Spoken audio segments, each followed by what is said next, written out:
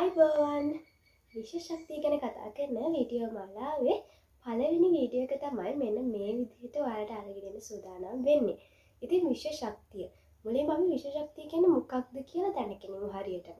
විශේෂ ශක්තිය කියන්නේ දැන් ගොඩක් අය හිතනවා විශේෂ ශක්තිය කියන්නේ අපිට භාවනා කරලා එතකොට තමන් භාවනාවක් යෝගා වගේ දේවල් කරලිවල බලෙන් ලබා ගන්න ඕනේ දෙයක් කියලා. තමන්ගේ ඒ ශක්තිය අනුව තමන් ලබා ගන්න ඕනේ දෙයක් කියලා. නමුත් මේ විශේෂ ශක්තිය කියන්නේ ඊට වෙනස් දෙයක්. ඔයාලා තුල විශේෂ ශක්තිය තියෙනවා.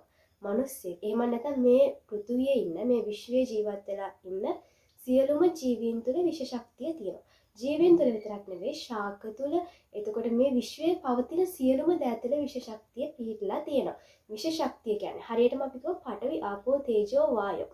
මෙන්න මේ වගේ අපි දකින සූර්යාගේ ශක්තිය මේ දේවල් තමයි විශේෂ ශක්තිය විදිහට හඳුන්වන්නේ.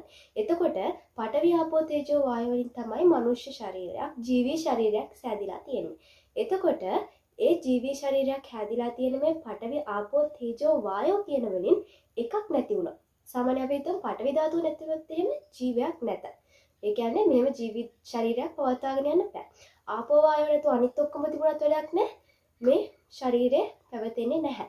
ඒ කියන්නේ මේ විශේෂ ශක්තිය මත පදනම් වෙලා තමයි අපි ජීවත් වෙන්නේ. එතකොට අපි තුල විශේෂ ශක්තිය තියෙනවා. විශේෂ ශක්තිය තියෙන නිසා තමයි අපි ජීවත් වෙලා ඉන්නේ. ඒ වගේම මේ විශ්වයේ තියෙන සියලුම දේවල්, ගහ කොළ, ඇල දොළ, සතා සිව්පා සියලු දේවල් සැදලා තියෙන මේ විශේෂ ශක්තිය.